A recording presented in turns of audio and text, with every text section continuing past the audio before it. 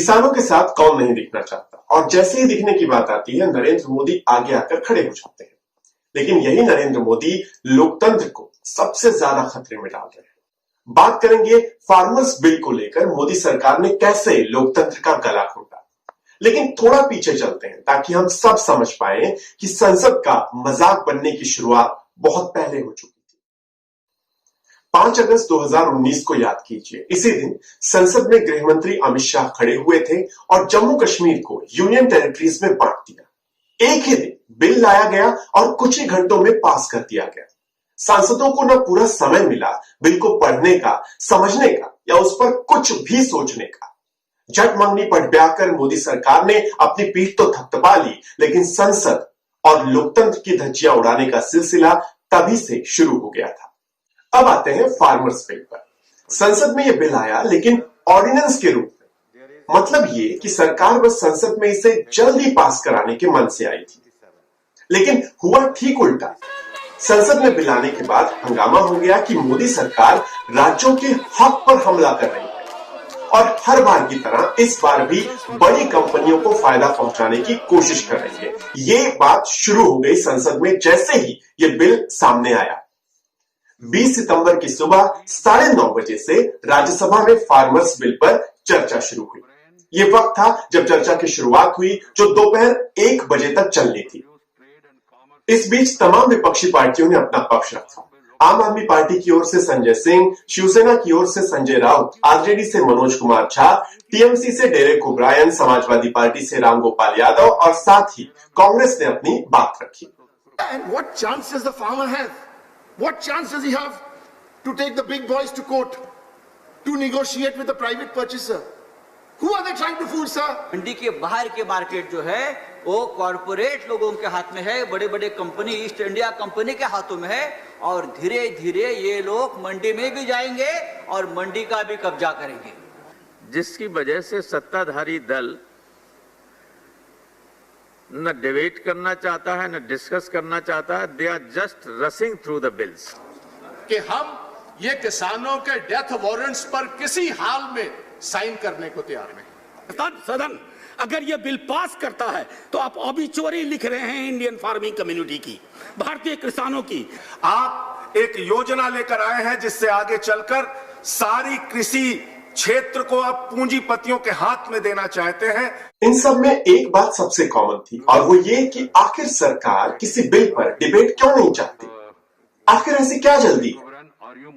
खैर ये बहस पूरी हुई, लेकिन उसके बाद जो हुआ वो किसी भी लोकतंत्र के लिए बेहद खतरनाक है।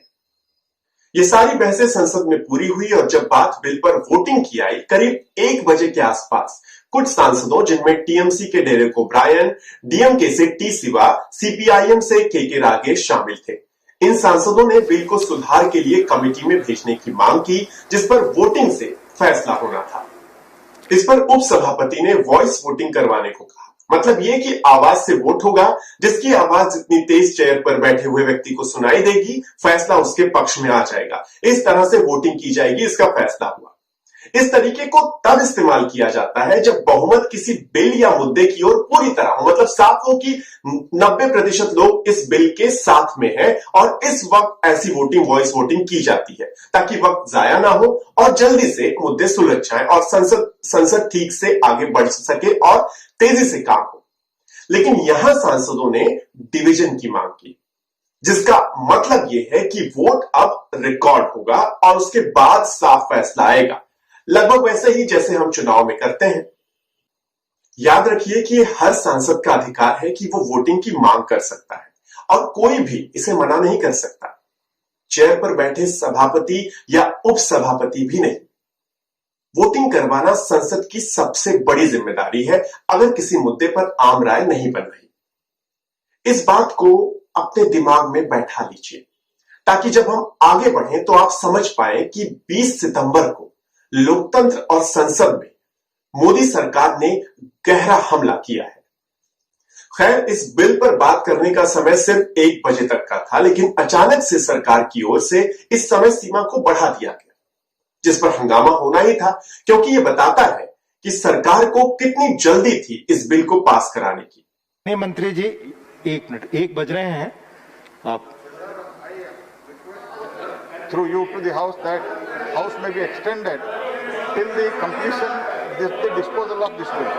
पूरे हाउस की सहमति है इस बिल को डिस्पोज करने तक बैठने के लिए।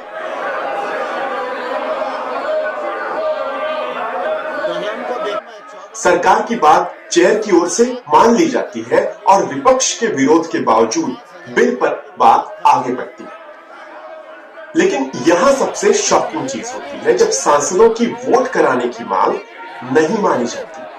साफ तौर पर बिना वोट किए ही बिल को सिर्फ वॉइस वोट के आधार पर पास कर दिया जाता है। ये सीधे तौर पर संसद में हुआ, जबकि साफ तौर पर डिवीजन की मांग की गई थी, उसके बावजूद उसे माना नहीं गया और वॉइस नोट के आधार पर बिल को पास कर दिया गया। जिसके बाद विपक्षी नेता संसद में विरोध करने लगे और चेयर के एकदम नजदीक पहुंच गए।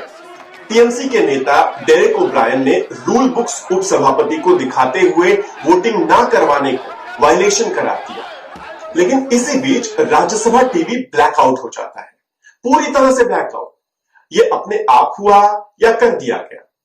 हालांकि राज्यसभा टीवी की शुरुआती जांच में ब्लैकआउट की वजह पावर फेलियर बताई गई है, लेकिन पावर फेल कहां हुई? मोदी सरकार की या राज्यसभा टीवी की? ये तो पूरी जांच के बाद पता चलेगा। लेकिन ये कितना खतरनाक है कि देश के संसद को दिखाने वाला चैनल अगर कल को बीजेपी टीवी बन जाए या उस तरह से बात करने लगे, तो आप खुद सोचिए कि आपके सामने क्या निकलकर सामने आएगा। खैर, जब सांसदों के अधिकार को ना मानकर बिल पास किया गया तो लाजमी था कि संसद में अपनी बात रखने के लिए विरोध और नारे लगाए गए और रूल बुक दिखाई गई। कुछ सांसदों ने माइक भी तोड़ा, लेकिन इन विपक्षी नेताओं के मुताबिक ये जरूरी है, क्योंकि जब संसद में लोकतंत्र की हत्या हो और दिन दहाड़े चुने हुए सांसदों की आवाज को दबाया जाए, तो ऐसी परिस्थिति में ये प्रदर्शन जरूरी होते हैं। याद रखिए, नियम साफ कहते हैं कि अगर डिवीजन वोटिंग की मांग किसी भी सांसद ने की है तो उसे किसी भी कीमत पर रोका नहीं जा सकता। लेकिन साफ तौर से नियमों को ताक पर रख दिया गया और देश की संसद को शर्मसार किया गया। आखिर में संसद में प्रदर्शन कर रहे विपक्षी नेताओं को सस्पेंड कर दिया जाता है और आम आदमी पार्टी के संजय सिंह को तो खींचते हुए बाहर निकाला जाता है।